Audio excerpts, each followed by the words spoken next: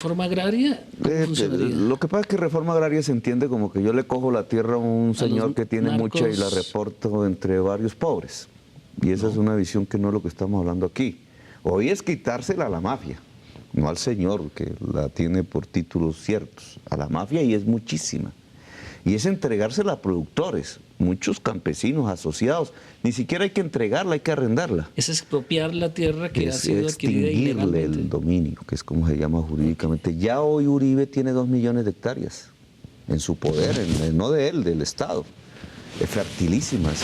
Si a esa tierra le hiciera un programa de empleo y la entregara en arriendo con paquetes de crédito y con vías, usted produciría sobre esas tierras cada 5 hectáreas un empleo. Ese es el idealismo de Chávez que ha fracasado completamente en Porque Venezuela. allá tienen petróleo y entonces producir La gente no alimentos se los chupa. Y aquí tenemos coca. Y aquí, sí, pero fíjate con el tema de la coca. No, pero no le quiero sacar del tema para acabarla.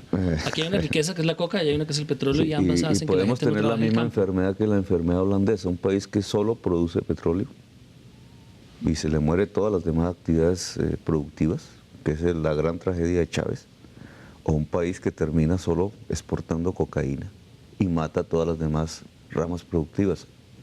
Colombia podría ir hacia allá. Claro, ese país no podría subsistir porque el petróleo es legal y la cocaína no, sino que terminaría fragmentado territorialmente, socialmente, su estado también, y violentamente fragmentado. Ese es un escenario por el que vamos, pero es el que tenemos que evitar. Entonces, ¿usted cree que al repartir tierra extinguida del No, dominio te hablo forzado del narco, segundo eje, que es separar la tierra de las Sí. mafias, pero su impacto sobre la violencia es que un joven campesino que se va a un ejército porque le pagan 700,000 pesos, 800,000 pesos, además porque no tiene nada que hacer, es más, una mujer campesina, que es la que más se va a las FARC, porque ni siquiera en la canasta básica familiar hay una toalla higiénica para ella cuando se desarrolla y la encuentra en la guerrilla. Solo ese hecho lleva a centenares de muchachas campesinas a las armas. Pues en unas condiciones de reforma democrática del mundo rural y de un modelo de desarrollo de producción de alimentos como el que proponemos, incluso producción subsidiada de alimentos como en Estados Unidos, ese joven haber capital para invertir en esa producción, habiendo en el mundo... cambia la estructura de los alimentos. Deja de regalarle limosnas a los pobres, como en Familias en Acción, volviendo miserables a los pobres. Coge los subsidios que se entregan del presupuesto público a los sectores más poderosos del país y tienes una bolsa de casi 10 billones de pesos que si se lo entregas a producir alimentos, a subsidiar la producción de alimentos, bajando el precio de los alimentos, no solamente subsidias al mismo pobre, porque puede comprar los alimentos mucho más baratos y quitas el hambre en la ciudad, sino que además integras 2 millones de jornales campesinos a la producción agraria y a recibir ingresos y a alimentar familias, es acabar la miseria en el campo. Estaba criticando a la vieja izquierda socialista del siglo XX, pero su propuesta es muy similar a esa, es una reforma agraria. No, mi propuesta la hizo, ¿sabes qué modelo la puedes encontrar? ¿Dónde? En Estados Unidos. No, allá no han expropiado tierra propiamente. No, a los indígenas. No son expropiaciones. Esa es la gran conquista del oeste. Pero bueno, hace 3 siglos. Y se la repartieron equitativamente. Y el Estado entró a subsidiar a los granjeros. Bueno, y aquí también habría que devolvérsela a los indígenas. Y eso produjo colombianos. una democracia industrial. Sí. Bueno. Pero eso es ir muy atrás. Senador, el primer punto. Es que nosotros no lo hemos hecho, ese es el problema de Colombia. De la constituyente, porque vamos es una para allá. solución. Entonces, si esto es un gobierno, si un gobierno con ese consenso, con ese acuerdo nacional, hace esas reformas, encontraríamos una FARC que obviamente seguiría matando. Pero punto. Ese consenso, pero ¿por qué lo van a hacer? Pero un segundo le hago una pregunta. ¿Por qué? Si el Estado mafioso, la parte del Estado que es mafioso, que tiene tierras del narcotráfico, que está en el Congreso, porque ya están varios en la cárcel, que están los partidos políticos, es el que no deja hacer esas reformas, ¿por qué a través de una constituyente sí se va a poder hacer? ¿Por qué van a entregar sus tierras? Para que eso haya sucedido en los últimos 15 años es porque las mafias le quitaron poderes a los ciudadanos. Y en la Constitución del 91 en eso ha quedado inaplicada. Es que precisamente las mafias se levantaron contra la Constitución del 91. lo que estamos observando de toma del poder por parte de las mafias regional, nacional, es porque le quitan el poder a los ciudadanos a punta de descuartizamientos de seres humanos.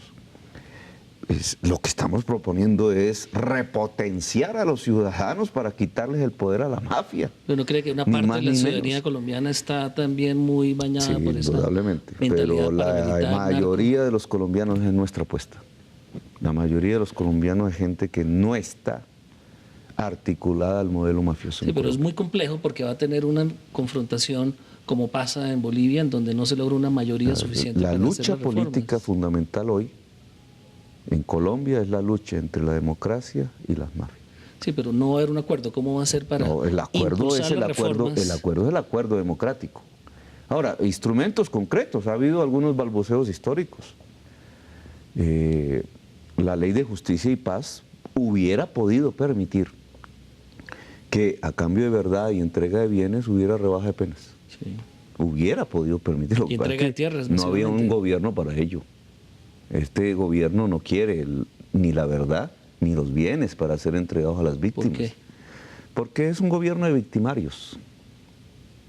¿De paramilitares? De victimarios. ¿Los victimarios son quiénes? Bueno, los victimarios son todos los que ganan en la guerra. Y si lo quiere, ahí ha habido amigos de los paramilitares, pero en cantidades. No volvamos a repetir mis debates, se los he mostrado. Ahí va mi punto, el país está feliz con ese modelo. García, Álvaro Araujo, Pimiento, en el gobierno mismo Noguera. 80 senadores, muchos funcionarios, embajadores. El corazón del proyecto político que nos gobierna. Pero ese es el punto, senador. El país está creyendo en esa ideología, está creyendo en ese modelo y le da un amplio respaldo. Conquistar mayorías para esa propuesta es el reto del año 2010. Y aquí viene la segunda discusión del polo. ¿Qué es? El año 2010. Acabamos el tercer punto antes de pasar al año 2010, que es la elección presidencial. Ese modelo de acabar con el mercado de capitales a través del ahorro público, ¿cómo va a funcionar? El modelo que te dije de separar la política social del mercado, que no es lo mismo que acabas de decir.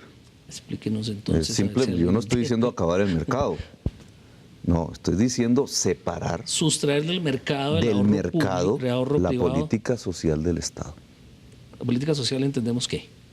Salud, pensiones, educación. O sea, que lo que la gente paga para su salud, ahorra para sus pensiones o cesantías, eso tiene cosas, hay un fondo público y no a manos privadas. Eso tiene cosas concretas, la ley 50, la ley 100, que tiene salud y que tiene pensiones y otras leyes. Entonces, incluso el aspecto social de los servicios públicos. ¿Trae las pensiones? Sí, hoy el mercado en su crisis nos está demostrando que fue un inmenso error ligar la política social al mercado, porque eso antes no existía.